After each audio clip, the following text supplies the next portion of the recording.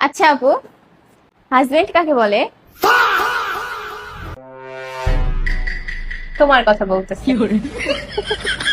Husband husband তো সেই মহাপুরুষ যাকে যদি রান্নার আগে জিজ্ঞেস করি কি খাবেন, তাহলে সে বলবে তুমি যা মন চাই তাই রান্না করো, কোনো সমস্যা নাই।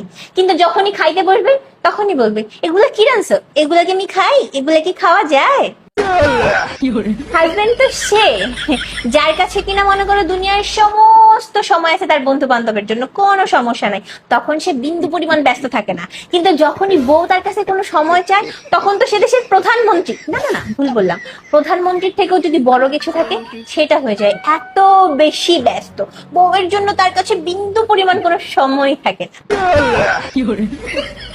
আর হাজবেন্ড তো সে যার মা বোনের দোষ দেখার বেলায় সে অন্ধ, চোখে দেখে না, কিন্তু যখন বউয়ের বেলা আসে তখন সে অনুবীক্ষণ যন্ত্র দিয়ে খুঁজে খুঁজে খুঁজে খুঁজে দোষ দেখে।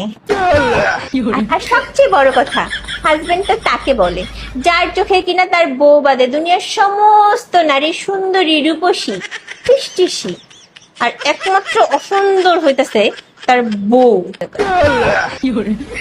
তাকেই হাজবেন্ড বলে। বউ ছাড়া তার কাছে দুনিয়ার সবকিছু খুব সুন্দর সুন্দর লাগে। আর হাজবেন্ড তো সে যার কাছে কিনা তার বউয়ের থেকে পাশের বাসার ভাবিদের সাথে কথা বলতে বেশি ভালো লাগে। শুধু কথা না, একটু কথাবার্তা, একটু ইটিস পিটিস, এমনকি তাদের বাজার করে দিতেও বেশি ভালো লাগে।